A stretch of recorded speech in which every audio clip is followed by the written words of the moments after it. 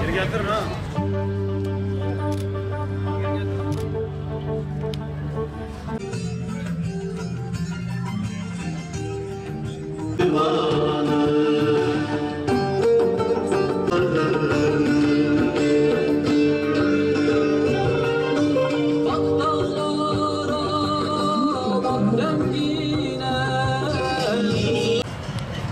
Siz de bu sevaba ortak olun.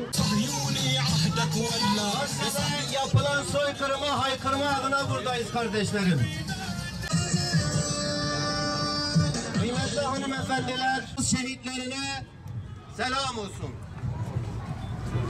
Yüreği yaralı babalara selam olsun.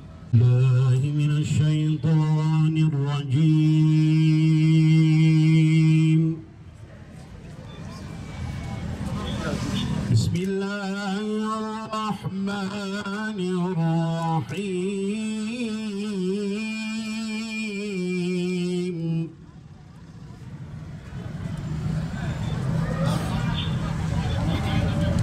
ولا تحسبن الله غافلا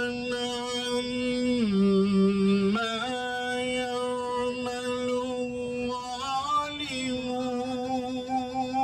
الظالمون. İşte İslam İşbirliği toplantıları tiyatrodan başka nedir Allah aşkına? Gazze soykırımını Amerika ve Avrupa'ya havale etmek, katilden medet ummak değil midir?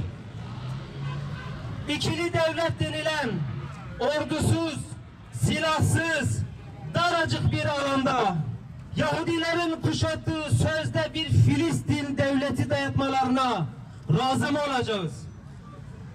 Batı'nın emrine amade olan, onları rahatsız etmemek için büyük çaba sarf eden, Müslümanların katledişine seyirci kalan bu rejimler, bu yöneticiler en basit tabirle ihanet içerisindedirler.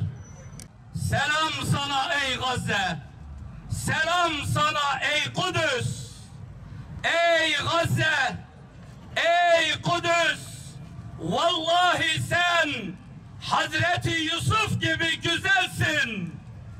Ama biz ümmeti Muhammed olarak Yusuf'un kardeşlerinin Yusuf'a ihanet ettikleri gibi sana ihanet ettik ey Gazze. Bu beşer odaklı sistemler dünyada soykırımları durduramıyor. Bu sistemler adil değildir. Yıkılmaya mahkumdur. Ve bu Müslümanlar için bir ibretlik reçetesidir. 57 Müslüman ülke yöneticileri, özünüze dönün ve Gazze için bir çare bulamayan, derman olamayan ve hatta Gazze'ye ihanet eden bu zihniyetten bir an önce kurtulun. Adınıza İslam İşbirliği Teşkilatı diyorsanız, İslam'dan olmayan hiçbir yönetimi, zihniyeti benimsemeyin.